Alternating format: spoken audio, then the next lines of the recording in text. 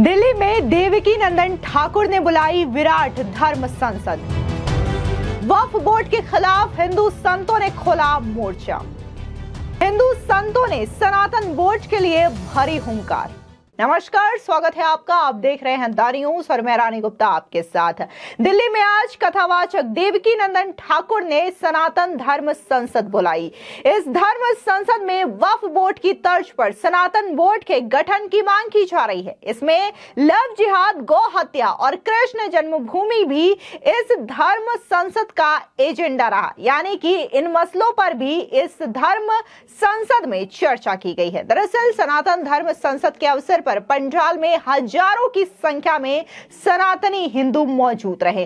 पूरा पंडाल जय श्री राम के जयकारों से गूंज उठा। तो बता दें कि इस मौके पर अखिल भारतीय अखाड़ा परिषद अध्यक्ष महंत रविंद्रपुरी महाराज, श्री राम जन्मभूमि ट्रस्ट अयोध्या के कोषाध्यक्ष गोविंद देव गिरी महाराज, महामंडलेश्वर नवल किशोर महाराज, चक्रपाणी महाराज, अहिंसा विश्व भारती और विश्व शांति केंद्र के संस्थापक जैन आचार्य श्री लोकेश मुनि, इंद्रेश उपाध्याय व अन्य संत मौजूद भी रहे। बारी बारी से इन संतों ने अपना भाषण दिया, जनता को संबोधित किया और इस दौरान उन्होंने समाज में तमाम तरीके के मसलों को लेकर के चर्चा की। लेकिन सबसे पहले जो शुरुआत है इस धर्म संसद की वो की गई है कथावाचक देवकी नंदन ठाकुर की ओर से। दरअसल देवकी नंदन ठाकुर ने धर्म संसद को संबोधित करते हुए कहा कि इतना जोर से बोलो कि सरकार तक आवाज पहुंच जाए।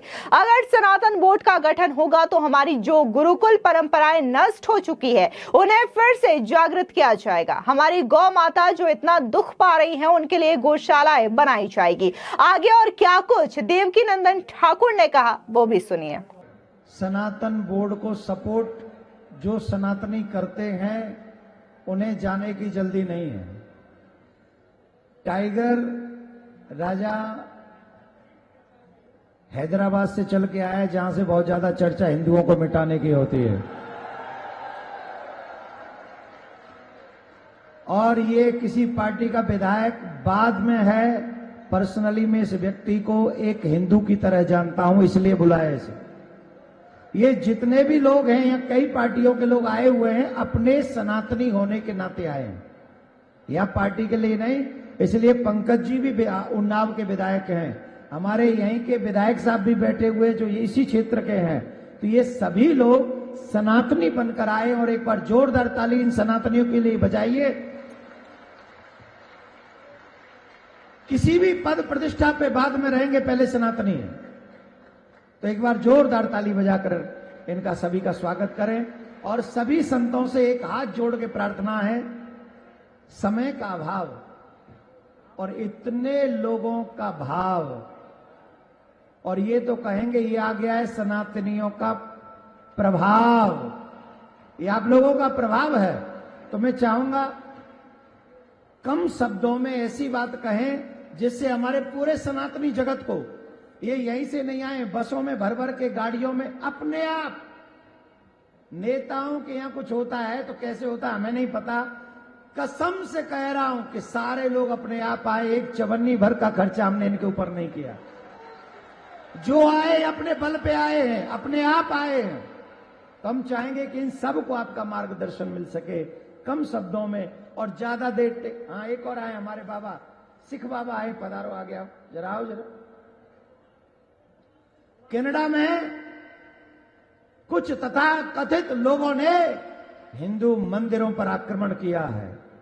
वो लोग गुरु गोविंद सिंह जी के सच्चे भक्त नहीं हो सकते। जो सच्चे भक्त हैं गुरु गोविंद सिंह जी के, ये खड़े हाथ में तलवार लेकर सनातन की रक्षा के लिए खड़े हैं। ये है सच्चे सिख।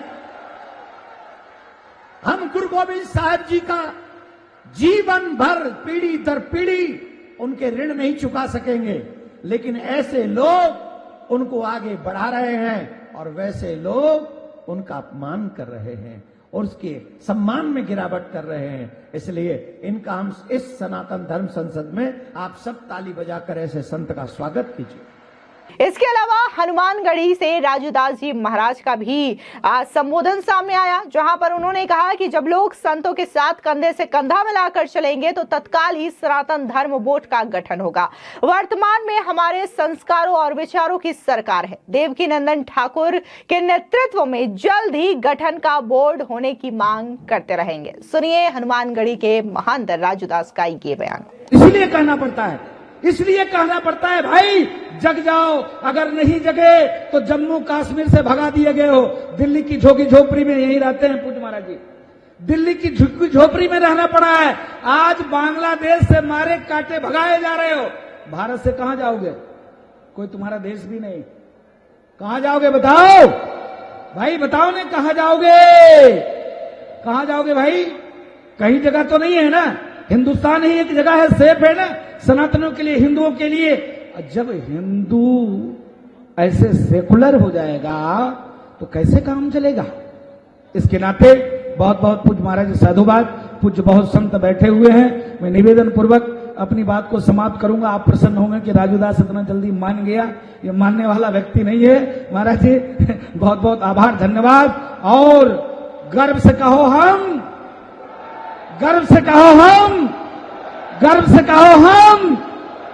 मैं निवेदन करूंगा, जाति पे गर्व करो, लेकिन सड़ी हुई जातिवादी मानसिकता से दूर हटकर सभी सनातनी एक हो जाओ। संतों के साथ कंधा से कंधा मिलाकर चलो।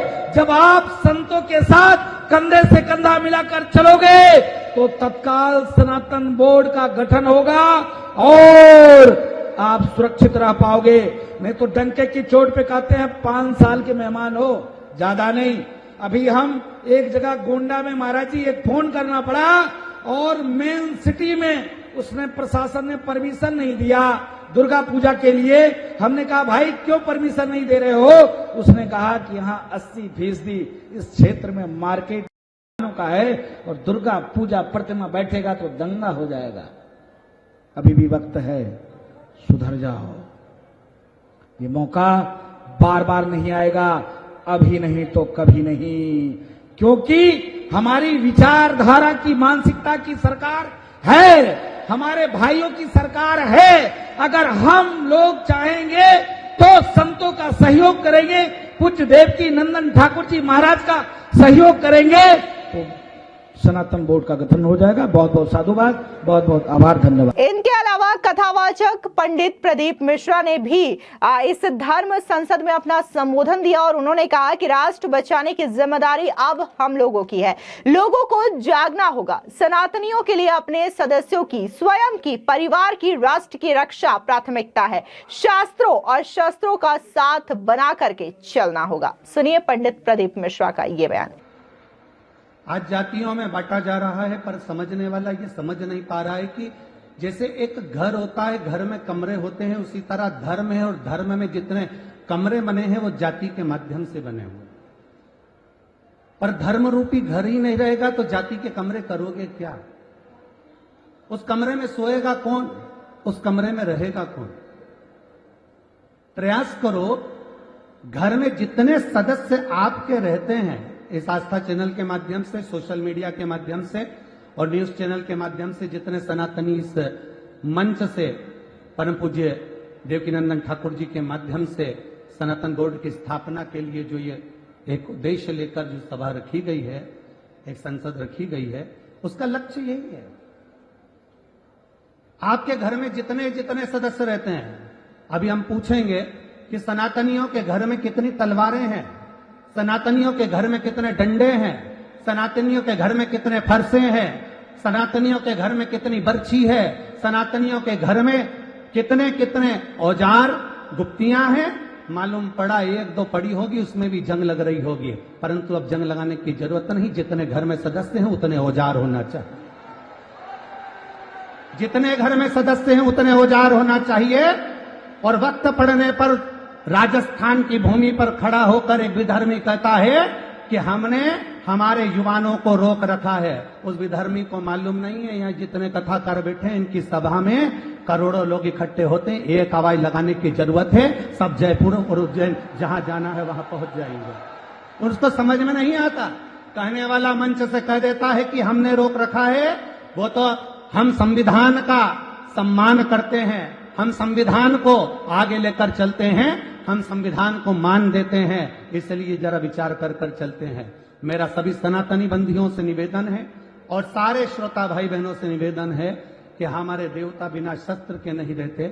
आप हमारे शस्त्र और शास्त्रों का साथ बनाकर चलें तो हमारे पूज्य देवकीनंदन ठाकुर जी जैसे आज धर्म संसद करे हैं, ऐसे ही आगे चलकर और उत्साह के साथ करेंगे। मैं सभी को प्रणाम करता हूं, नमन करता हूं। हर हर महादेव। श्री शिवाय, श्री शिवाय।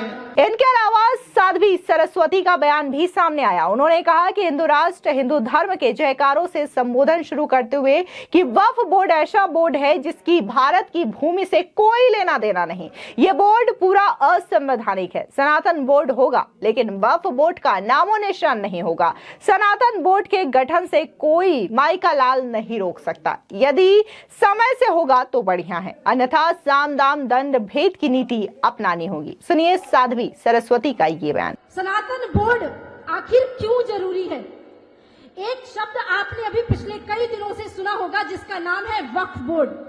वक्फ बोर्ड एक ऐसा बोर्ड है जिसका भारत की भूमि से कोई लेना देना नहीं था, क्योंकि बंटवारे के बाद जब धर्म के नाम पे बंटवारा हुआ तो मुसलमान कहाँ जाए? पाकिस्तान।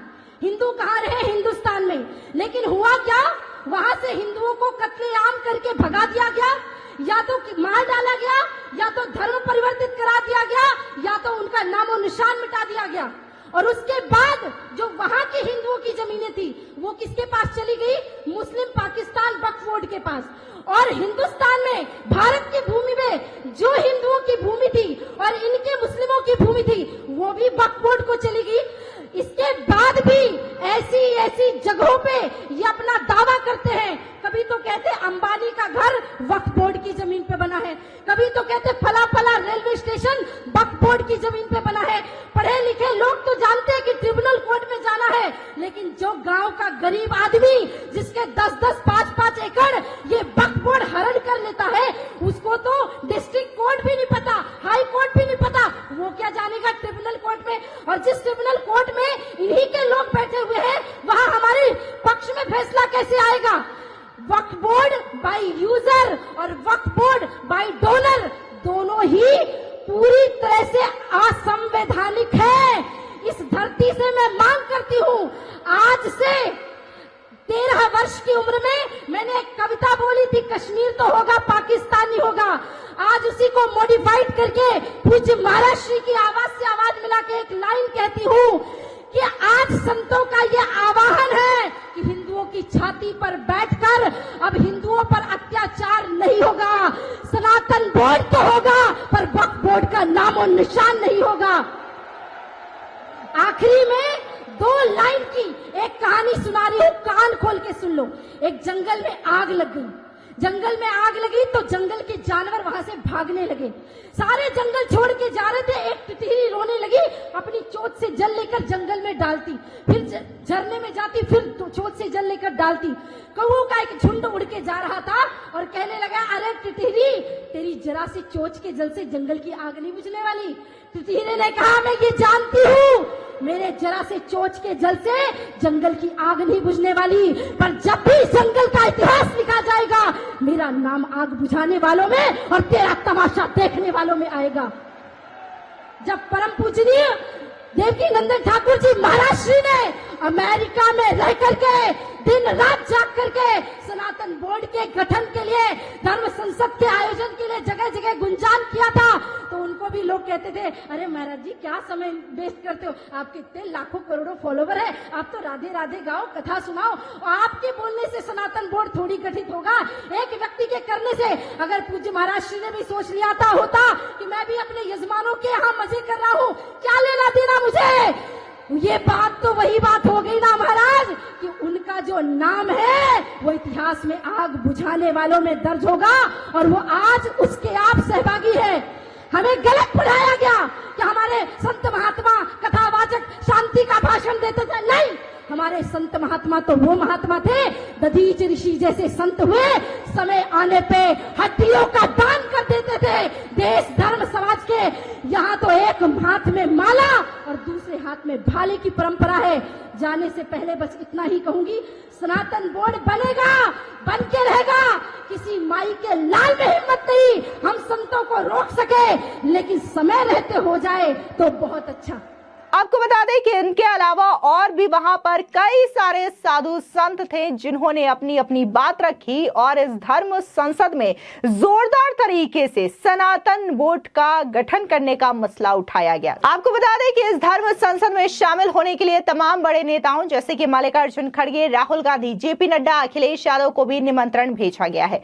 आपको बता दें कि पहली धर्म संसद जो बैठक है वो देवकी नंदन ठाकुर के नेतृत्व में 25 फरवरी 2024 को दिल्ली में हुई। दूसरी धर्म संसद 23 जून 2024 को ऋषिकेश में आयोजित की गई। अब एक बार फिर से तीसरी बार 16 नवंबर को ये विराट धर्म संसद का आयोजन दिल्ली में किया गया है और इसमें तमाम साधु संतों ने अपनी बात रखी। खासकर यहाँ पर जिस तरीके से वक्फ बोर्ड मनमाने तरीके से तमाम जमीनें कब्जा रहा है, इसको लेकर के साधु संतों का रोष देखने को मिला और उनका कहना यह है कि वक्फ बोर्ड का तो भारत से लेना देना नहीं है। ऐसे में हम ये मांग कर रहे हैं कि सनातन धर्म को लेकर के भी एक बोर्ड का गठन किया जाए जिसमें सनातन धर्म से जुड़े तमाम फैसले इस बोर्ड की अध्यक्षता में लिए जाएं। फिलहाल इस पूरे मामले को लेकर के आपकी क्या राय है, हमारे कमेंट सेक्शन में जरूर बताएं। धन्यवाद।